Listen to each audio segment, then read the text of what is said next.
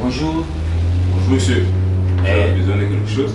Ouais, j'ai besoin de TTO. Oui monsieur, ici c'est la maison de la qualité. Vous êtes à la bonne maison. Merci. Vous avez ici de l'huile de montel, l'huile de freins. C'est pour ça que je suis ici pour me renseigner. Effectivement, vous êtes ici à la maison de la qualité.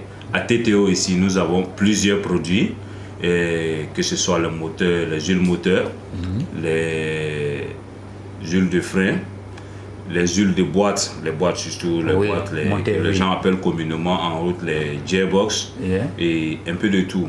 Pour les motos, pour les gros camions, nous avons la quantité qu'il faut à TTO ici. Même pour la graisse, nous vous proposons aussi nos produits de graisse TTO ici. L'huile TTO, ça prend combien de temps quand vous faites l'entretien ou comment ça prend combien de temps, combien de mois? L'huile TTO conserve beaucoup le moteur. L'huile TTO va jusqu'à 10 000 km. Wow. Avec TTO, vous avez une longue durée de vie de moteur. La preuve en est que l'huile TTO sont des huiles vierges. On a des huiles vierges ici, on a les huiles semi-vierges et semi-synthétiques.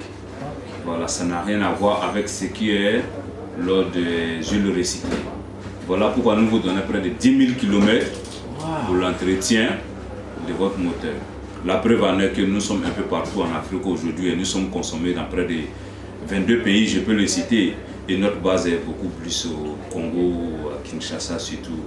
Vraiment, nous sommes beaucoup plus consommés dans plusieurs pays et nous avons toute la gamme de TTO.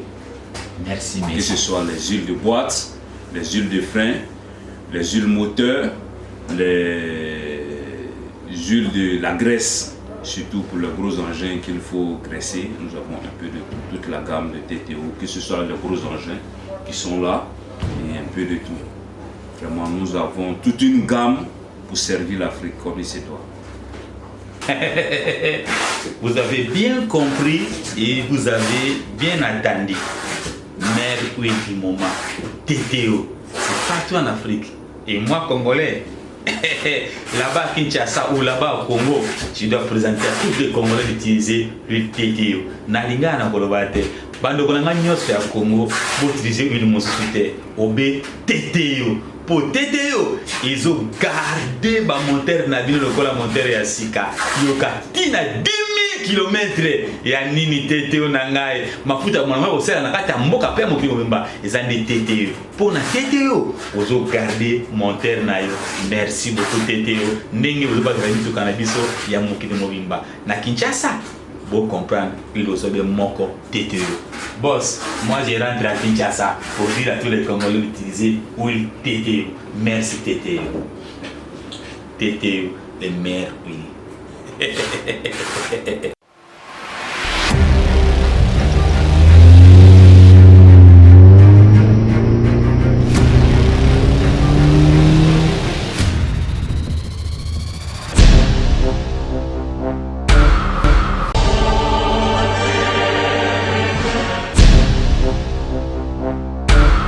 na ngai monoko to ko biloko ba rouge ko lokola ciment sombo to ko bota mwana obite na biyo soko meki na ko beta yo lo ponga mama na yo tata na yo jamais nini jamais jamais yo mozanga jamais aya letika biloko et teka maté vie et teka maté et teka maté et problème na yo ezape ya ngai alors moi on sepela te que ma bemoke comme la kayo je ne pense pas que l'on sepela na dans la vie yo maman c'est là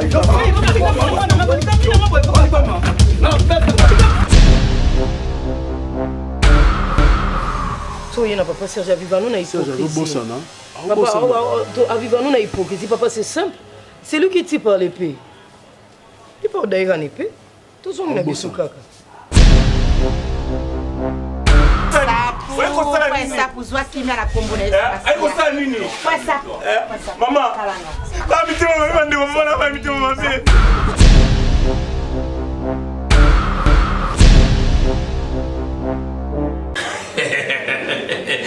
bana tu ya Kinshasa, bana tu ya Dubai, oyaka na Dubai.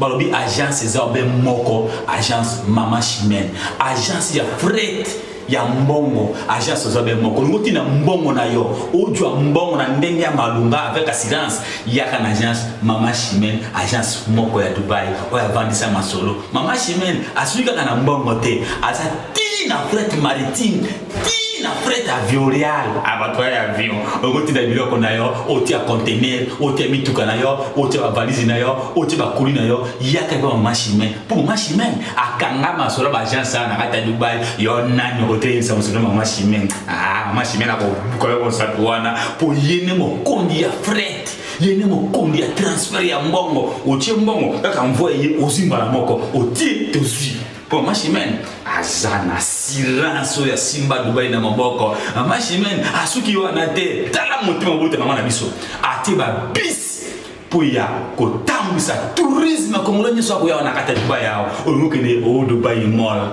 okende Expo 2020 okende o Dubai Marine okende o desert comment tu ni sabater yaka na agence ya Mama Chimène okotambra Dubai mobimba aiza loti na agence nini bona yaki na isongolo pakala soko za congolais yo moto tourisme kubanga na hotel yaka ofele c'est gratuit pa Mama Chimène Mama Chimène akosepelisa ba congolais Mama Chimène atia silence na kata ba congolais e ba to nyonso ba yaka pa agence Mama Chimène ezesika kobunga te bino ba commerçant nyonso ba yaka Dubai ezana Deira na sirwebi Deira ezana hotel Royal Mark comme tu sais matin et pesani minoko na restaurant Mama Be na premier niveau na Royal Mark oyona komona restaurant Mama Be mopandi agence Mama Chimène mopandi kaka na premier niveau te vous avez sur na 6e niveau et sika yimo Mama Chimène avandaka na 6e niveau na Royal Mark okomona bati pancarte monene bakomi agence Mama Chimène c'est pour ça ba congolais pour ça posa na yo pour ça sentiment na yo pour ça bolingo na yo pour ça mboka na yo tala congolaise ya malamu akosunga Congo Mama Chimène oh yeah.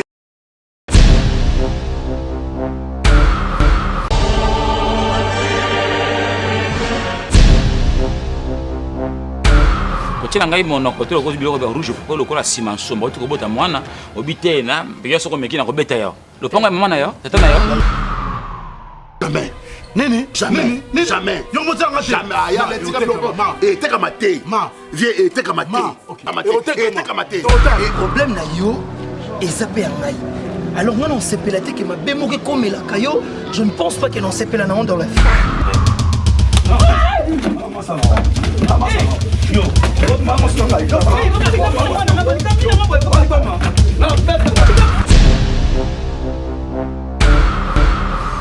so yena papa Serge Avivano na hypocrisie papa Avivano na hypocrisie papa c'est simple c'est lui qui tire par l'épée il peut d'ailleurs en épée tout son na biso kaka